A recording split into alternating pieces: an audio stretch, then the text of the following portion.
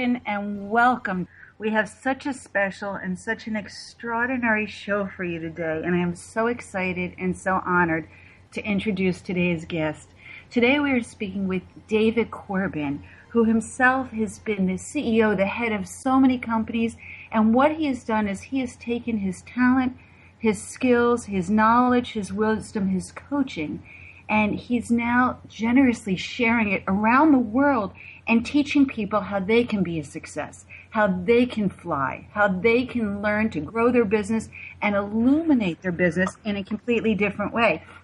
He is the author of the book Illuminate, which is the top business success book, and I am honored and privileged to have him with us today to teach us all how we can illuminate our own worlds and become the center and the spotlight of our own success. David, welcome to the show. Well, thanks, Nicole. I'm always happy to talk with you. Oh my gosh, this is such an honor and such a privilege. I was looking at your Illuminate cover, and I was just thinking about what an amazing idea to be able to actually shed a light on problems, not to hide them, not to bury them, not to cast them aside, not to pretend that they're not there and just focus on all the things that are working beautifully, but to actually look at them and then not only to grow from them, but to grow into success, into mega success from being able to see where there are foibles and failings and turn that around. And I love the idea that you came up with this, and I would love to know what the impetus was, where that idea even came from.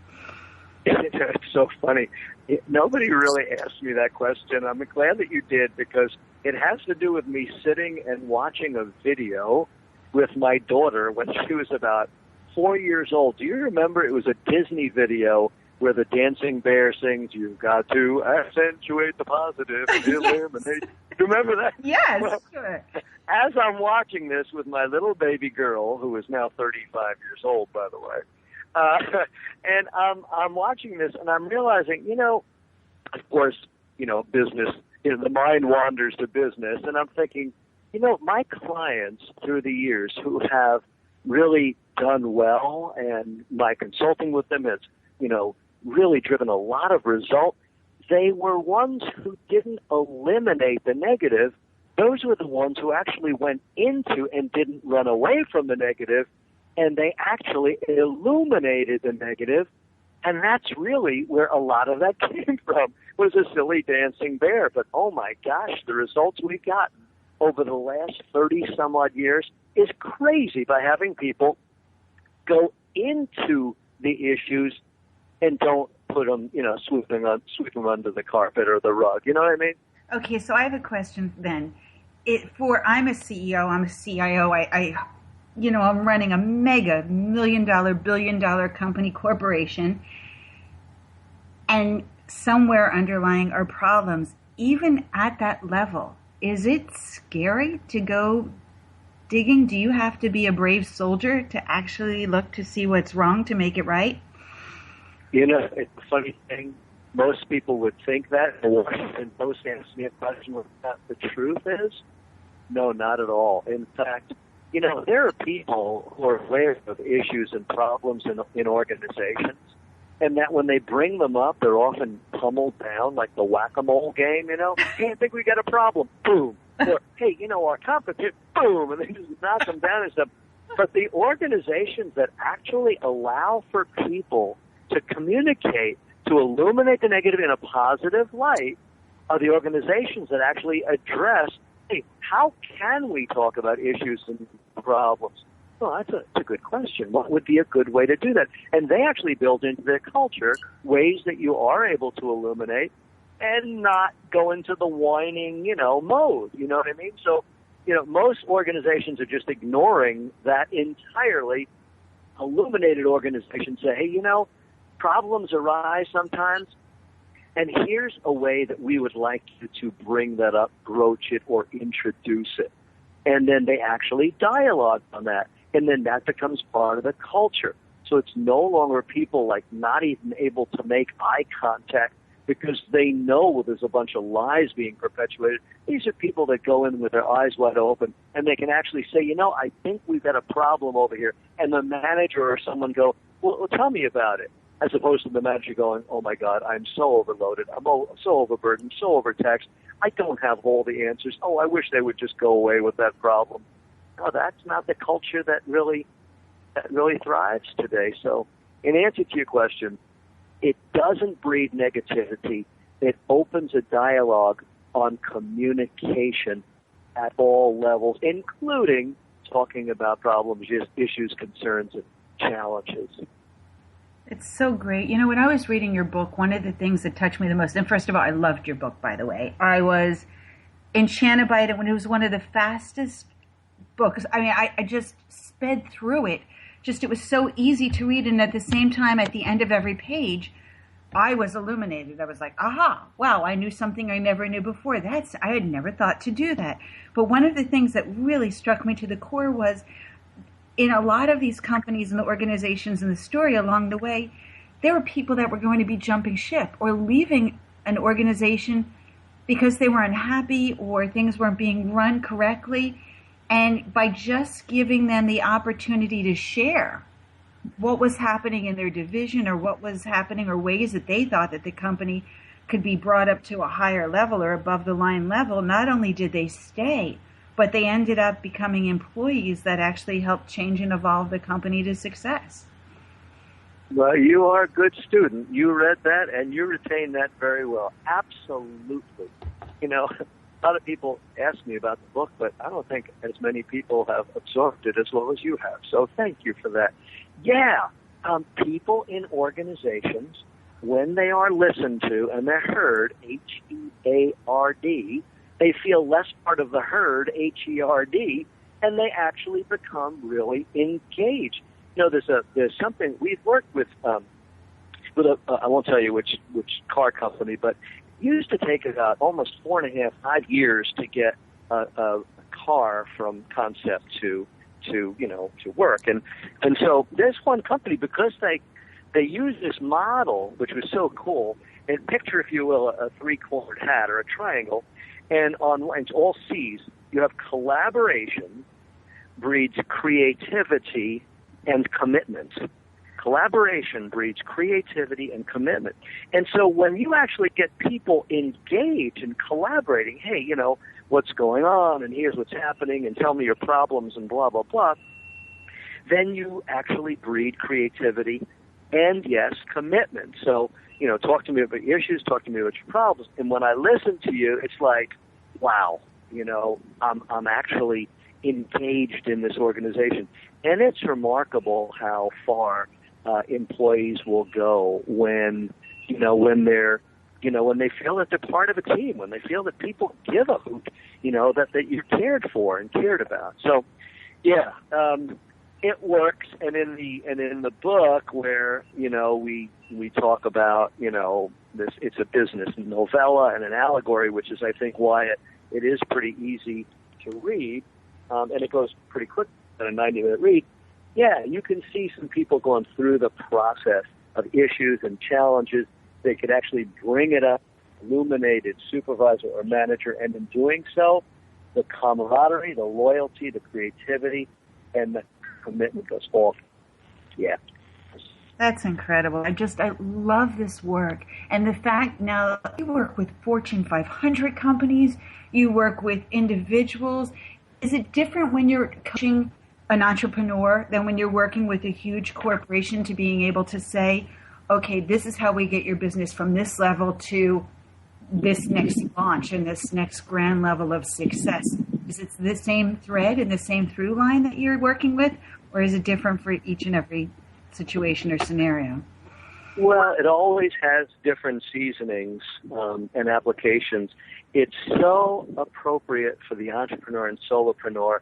And the deal is, it's a little bit more revealing because you see the entrepreneur and the solopreneur and the small business, issues and challenges don't hide quite as easily, so they surface real quick, especially if you're a solopreneur working from your home office somewhere, and it's like you can't run from these issues. Well, you can. You can, decide to quit work early, or, well, I really do need to go to the dry cleaners, and you can go into diversionary tactics. And a lot of people do that, and as a mentor to mentors and a mentor to solopreneurs as well. I mean, I've seen that, and people, they have to admit, when you hold yourself accountable to the Illuminate model at any level of any size business, it's amazing. Just like the law of gravity, whether you believe in it or not, you walk off of any building, you're going down, baby, kind of a thing, Well, there's another law called the law of control.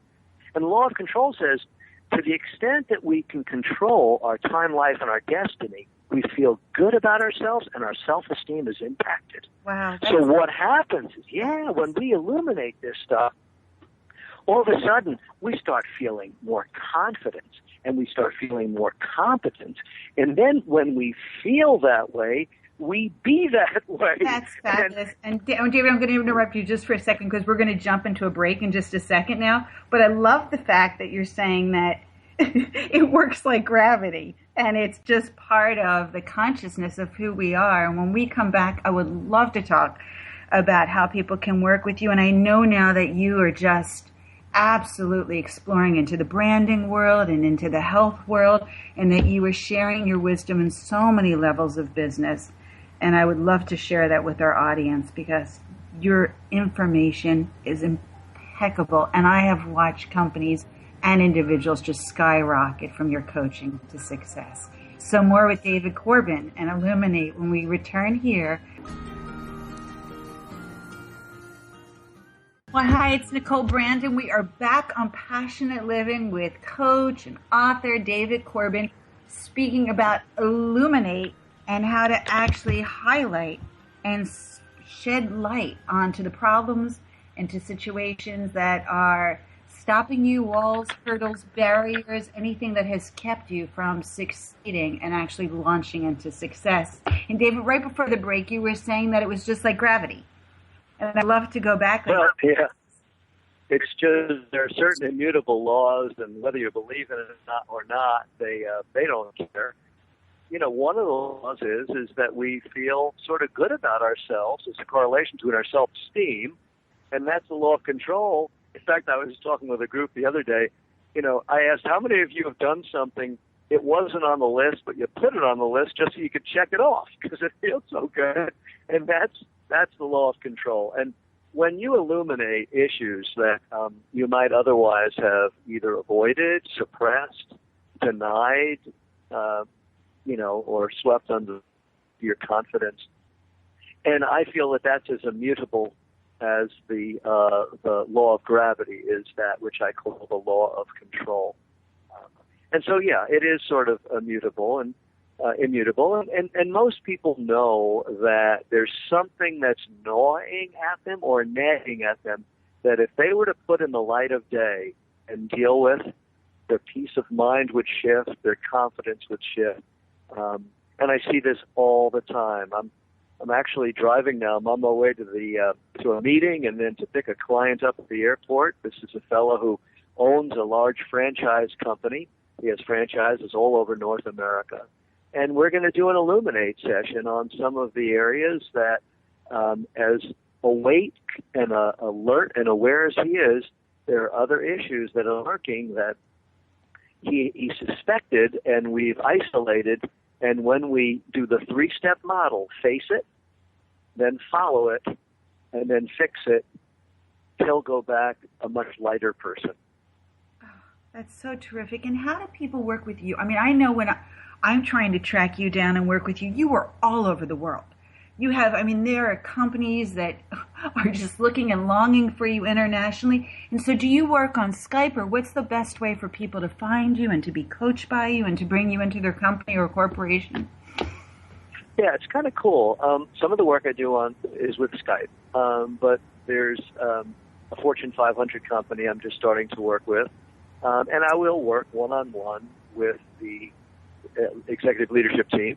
And then I'll go Skype one-on-one with the executives. I don't have to travel, and they don't incur those expenses. So it's really cool to do it on Skype with people. And, people go to my website, and some of them, there's a thing where they could sign up for a free 10-minute evaluation to see if there's opportunity to help. And that's part of my tithing, is to give those 10 minutes, even if I can't work with them, at least I can give them some guidance and stuff. So davidcorbin.com is where most people can find me. That's great. And I know now you've been working also on branding, which I think is so much fun because I've had the most gorgeous, exciting, enthusiastic, exuberant pictures of you and the joy that comes with the photographs. And so I know that when you have a product or you have an idea or something you're excited about, you beam. It just effervesces from who you are. So it's true. You are the most photogenic, I think, person on the planet. But tell me about what you're doing with branding, because I love that you're in that world right now, because you should yourself be a brand. There's just something about you that's so spectacular, and I just it's great. It's like David Corbin equals branding, yes. I'll tell you, we are all our own brand. From the angry, upset, distraught, steam coming from his nostrils parent, to the fun and exuberant mother who is a volunteer after she works. And we all have our brands, you see. It's so funny. I did a speech, and I asked people, I said, how many of you check out the speaker on Facebook before you attend the event? All these hands went up. I said, so I have a microphone here, and I'd like someone to talk about David Corbin and seaweed.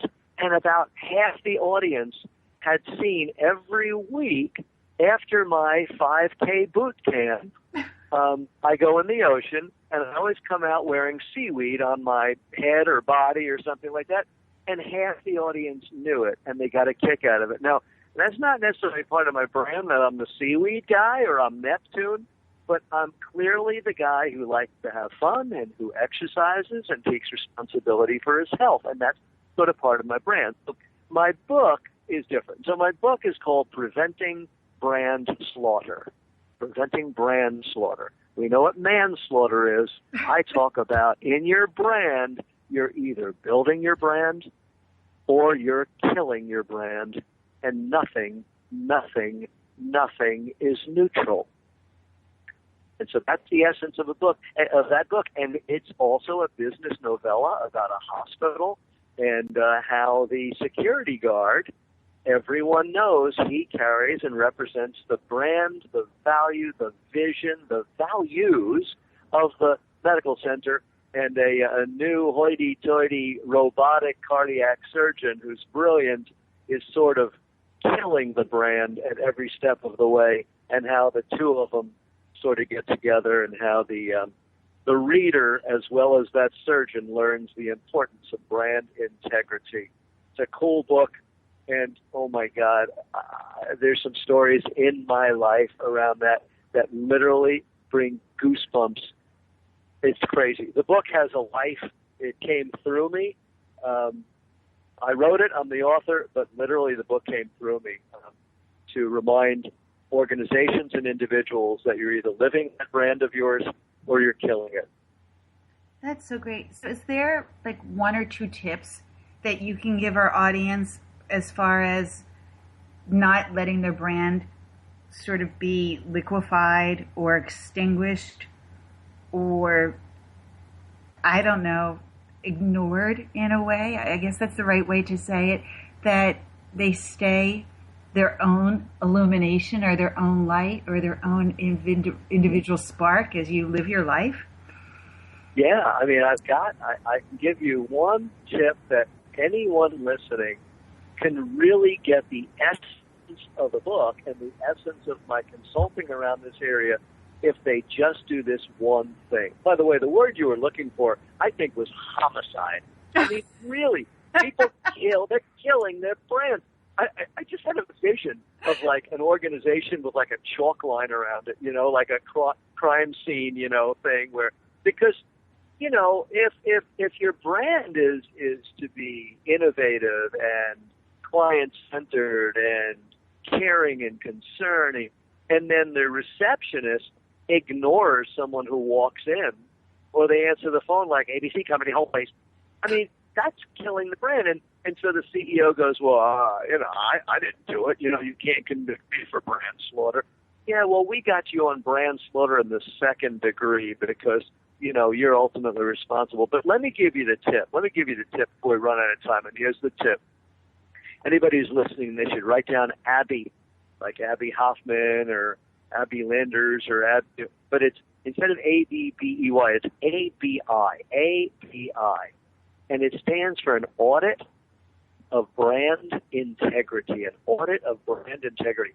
And so when you know what your brand is, let's say you have an understanding, and by the way, this presupposes that you understand what your brand is, but let's just say if your brand is manifesting your values, then let's just say you know what your values are, and you simply go around and have everybody in your organization, and if that everybody is just you, fine, so be it. You go around and look at every touch point and interface that you're having with this world, with the universe, animate and inanimate objects, and see if you're managing or how you're managing the brand.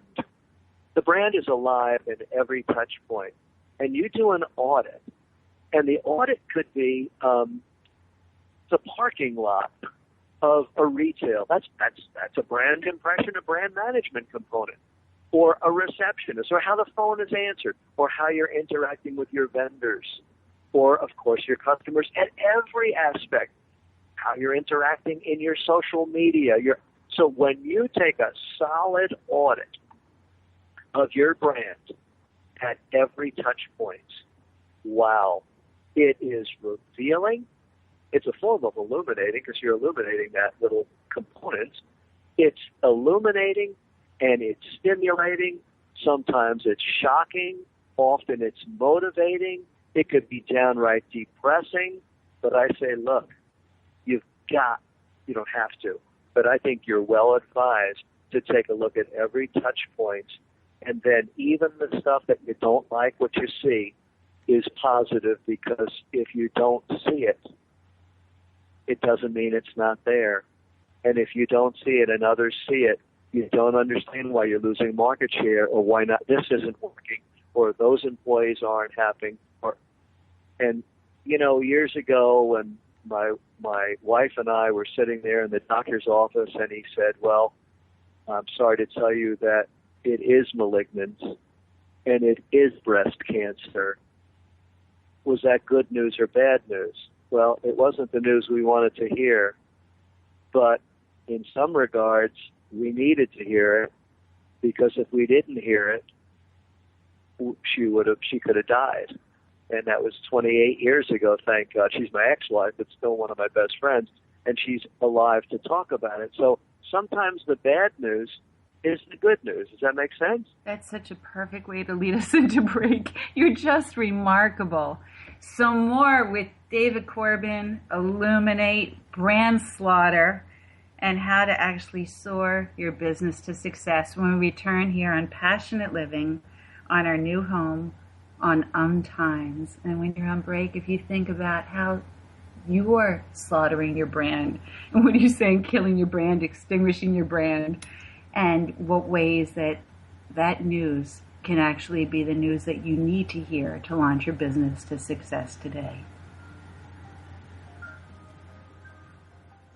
Well, hi, it's Nicole Brandon. We are here with David Corbin talking about brand slaughter and how to illuminate your business to success. David, I love all the parts of everything that you're in. I know that you came from a therapy background, and I'm really curious how you ended up stepping into this business world. And one of the things that I would love to know as you're answering this is, not only do you coach, and are you one of the most acclaimed coaches internationally, and I know that people just soar to success. They love your work.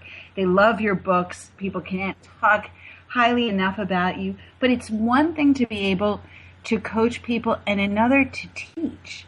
And I know that you actually teach entrepreneurs and business owners, and you teach groups, and you teach at CEO space. And so I would love to know the gamut of, were you the child that was always sharing your information and knowledge and wisdom, like the Dead Poets Society? Were you on the desks saying, this is how to do this? It's funny because, I was a very, very fearful, low self-esteem kid growing up. Seriously? I was very, I was very insecure, very, very insecure. And so I was sort of precocious. I mean, I had a good personality, and I would overcompensate and become very, very popular by being the athlete and the funny guy and stuff like that. But I was really very insecure, actually. But, the common thread to everything I'm doing right now is people. I mean, I am an absolute addict as it relates to people and relationships.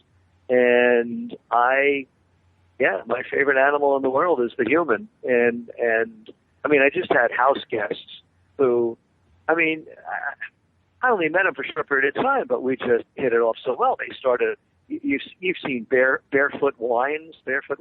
Yes. It's the number one wine brand in the world, in the country right now.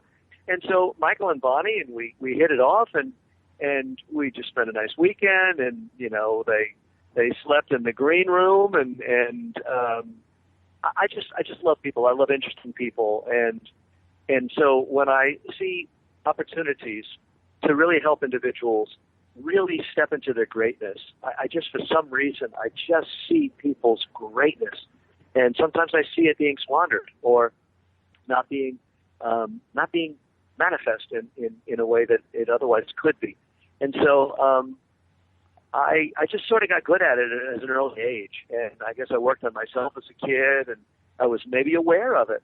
It's really funny. A lot of news casters, news anchors. Do you know a lot of them started out with speech impediments?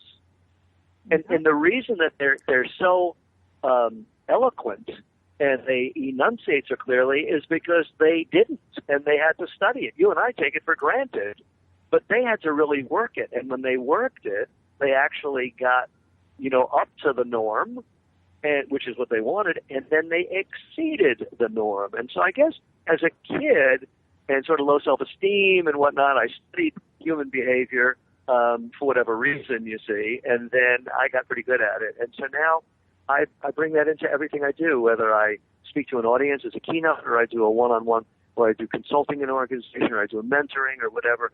It all comes down to, or up to, psychology of sort of interpersonal dynamic, that's the nexus between love, and love, which is people.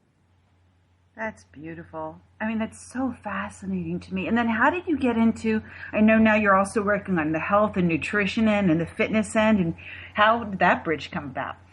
Oh my gosh. Well, I'm working with one of the most magnificent people in the world, Ann M. Smith. She's an architect, and she's really into lifestyle, health, and nutrition, and she's now known as the lifestyle architect. And she and I are co-authoring a book called Resanity.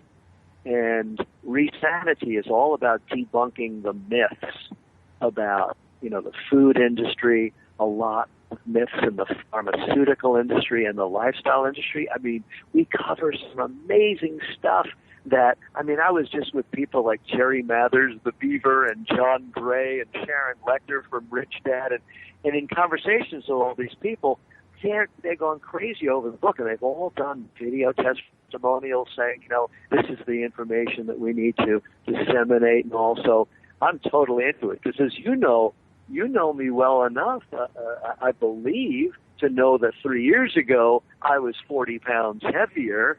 I was on medication for Lipitor and stuff, and I made that transformation, and it's this information that has literally changed my life. So I'm really excited about Resanity with Ann Smith. Oh, that's so exciting. And I love the fact that you talk about your health on Facebook, or that you're talking about you being the seaweed guy or Zeus or all of these things, because it really is the body, mind, spirit, soul connection. And to have success in all areas of your life, to have a healthy business and a healthy relationship and a healthy body and a healthy lifestyle, all of those things working together really are the spiral to the infinite success. Right on. Right on. You know, I bought a domain years ago called the Unencumbered Entrepreneur. And so that's all about, you know, the entrepreneur really can't do her business effectively if, you know, she's either sick or tired or sick and tired or you know what I mean? I mean, you know, I've got some really cool cars and I like my little two-seater convertibles and stuff, but they are worthless without the right fuel. And so too is the entrepreneur or any business person for that matter. If you don't put the right fuel in the system, it ain't going to go. And so you can't think clearly. And it's kind of freaky to think that we could put, you know, I don't know, olive oil in our gas tank and then it's going to go. And it just doesn't. So when you're taking things like statin drugs, which reduces cholesterol, yeah, but it takes cholesterol out of your brain. Oh, my God, it's the biggest hoax in the world. It's the biggest multimedia hoax, multi-million-dollar hoax in the world. I'm not telling people to get off their statin drugs. I'm asking people to look at the research and ask if there are alternatives to that and so many other things that are being forced down our throat by avaricious corporations who care more about their profits than you and me, Nicole, and everyone else listening. And that's part of another book that's coming out shortly. I love all this work that you're doing. And I know that we only have you for a couple more minutes, but I wanted to ask you, at what point does somebody find you and reach out to you? Is it when somebody's just starting a business that they should find you to make sure that they're setting it up properly? Or is it when they start banging their head against their wall or when their earnings are what they really should be? Or at what point do people say, David, SOS? Actually, I believe in prevention. Prevention's probably the best cure, but I also specialize in turnarounds. I don't specialize in it, but I've done quite a few of them, most recently at college. 30-year-old college. So I like startups. I like every aspect. Here's the deal. If the business has a person or people, I'm usually pretty interested. And then as I tell every client before I engage them, I don't know if I can help you. And I never do know that. And yet, you know, we do. If you can just take a minute to share with our audience about CEO Space. Cases in which is a compendium of subject matter experts, anywhere from intellectual property attorneys to sequencing to branding, strategy to languaging to sales. It's phenomenal for any individual who's very serious about developing themselves in the world of business or even in the world of philanthropy. So I was honored to be invited to be on faculty, of which I've been for some time now. And it's just a delightful organization of people who are very serious about living a big life and then serving through business, philanthropy, not-for-profits, and the like. And we tithe our time. We love doing it. I happen to believe that if we don't create 20 million new entrepreneurial jobs by the year 2020, this great country, this great experiment of ours called the U.S. of A. is in deep trouble. That same country that my father and grandfather both took bullets for, I think. And that's why, that's what motivates and drives us. So that's what CEO Space is. I just did a talk for them. They had a luncheon. I was supposed to speak for them last month, but I ended up in the hospital on the way up there to do the opening keynote. That's another story. But I will tell you, I believe that CEO Space is the worst entrepreneurial organization out there except for all the rest. And I think it was Churchill who said that about democracy, the worst form of government, all the rest. It's not perfect. It just happens to be the best out there for any solid entrepreneur or non-entrepreneurial CEO who wants to learn, grow, and develop themselves at optimum performance, maximum efficiency out of themselves and others. So I kind of dig it, as you can hear. Really, well, I know we're jumping to break, and I hope you can stay with us just for like a couple more minutes after the break, just so we can get your information again and people know where to find you. And it's such an honor and such a privilege being with you. And so more with David Corbin when we return here on Passionate Living on our new home on Times. And I love what you're talking about, how to illuminate your business, talking about really being able to differentiate your brand and be able to have that brand be aligned with your consciousness, the health in your life, in your spirit, in your soul, in your business, in your relationships, and that prevention and really being able to start a business in a healthy fashion is the way to start on the pathway to success. So more with David Corbin when we return here. If you remember living fearlessly, joyfully, and in a world filled with adventure, happiness, pleasure, and unbridled living, then this show is for you. Join me, Dame Nicole Brandon, as I bring you the world's top experts in wealth, creativity, flow, seat-edging technology, space, wellness, health, love, lust, and passion, all merging together each week here, where you can ride on the magic carpet ride of living and learn how to lead a passionately wild, exciting, and outrageously amazing life. Hi, it's Nicole Brandon. We are back with David Corbin. Such a joy having you here.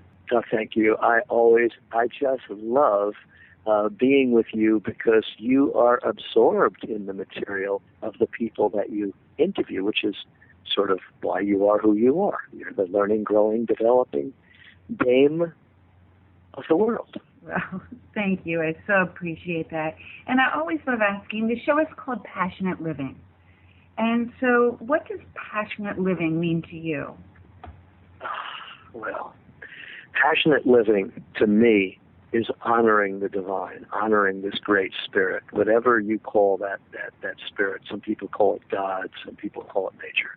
But I believe honoring that spirit by living a big life. I mean, we all have an expiration date, but what a shame when we expire before that date. You know, we wouldn't tolerate that when we shop at the supermarket. You know, we'd bring it back, no, this is wrong, it expired before it should have.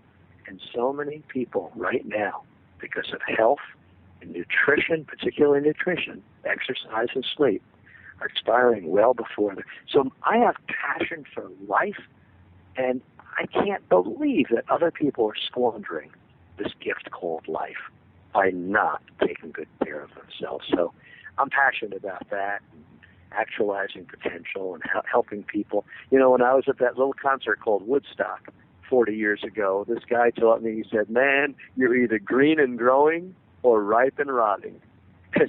And they never standing still. And I didn't quite know what he meant then when I was 17 years old, but I do now. That's fantastic. Say that once more. You're either green and growing or ripe and rotting, but you're never, ever standing still. That's perfect. That's absolutely perfect. Well, I love that explanation of passionate living, and I know that you lead and you live this extraordinary and passionate life in everything that you do, from your authorship to your teaching and your coaching and your leadership and the way that you share your information and your time. As you're saying, you gift people 10 minutes of your time just so you can listen and see if there's a way that you can help them. I don't know anybody else that does that in the alignment and truly from the heart and spirit and soul, the way that you do, the way that you're saying that. I just really want to be able to assist people in finding their greatness in a whole entirely different way. And I know that you do each and every day and every time that you open the door or you're on the call or you're in front of an audience working with people. And so I would love you to share once more how people can find you, because I know people all over the world are like, what did he say? How do we get there? Where do we go for the book? Well, you know, I'm one of those weirdos who pretty much answers all email. And my email is david@davidcorbin.com. And my website is davidcorbin.com. I don't carry business cards, and I say, well, if you can't find me, I probably can't help you. Because if you know my name or an approximate spelling of my name, which is Corbin, you could find me. So I welcome any and all inquiries, questions, or whatever, and much to my assistant's chagrin.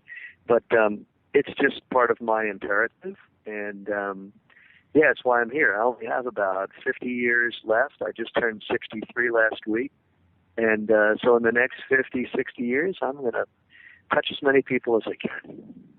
Well, I wish you a very happy birthday and a beautiful year, a year filled with joy and happiness and health and love and success and all the wonderment and magical things that should come your way. And for those of you that are listening to this program today and are lucky enough to be able to find this man and to work with him, your year can be changed as well, and your entire life can be changed as well, and your success. And David truly is the creme de la creme and the gift to the business world. And your Illuminate, your brand slaughter, your health, your visions, your dreams, and the way that you bridge people to the other side of their success is just absolutely extraordinary. And I'm always grateful to have you on the show, and I thank you so much. I know that you were jumping and picking up Fortune 500 people at airports and working with them, and off you go to help with everybody that is here. We are all very grateful you were with us tonight on Passionate Living. Thanks. Thank you very much for having me, Nicole. Oh, what a joy. What an amazing, extraordinary guest. I love all of David's work, and when I was reading his book, I couldn't put it down. It was something that I went through so quickly that I would have to go back and think, am I going too quickly? Am I missing something? And I was able to grasp, as David was sharing, everything that was in that book, and the journey and the way he shares the information, the story in which the character in this book learns to illuminate his business, and the way that you learn how to mirror that in your own life and your own success, and to be able to work and to talk and communicate with your own employees and your own business partners, and really be able to see a way to open those doors and the windows and those hallways and really to skyrocket to success like you've never had before. And I've also had the pleasure and sheer opportunity of watching David teach in the front of the room.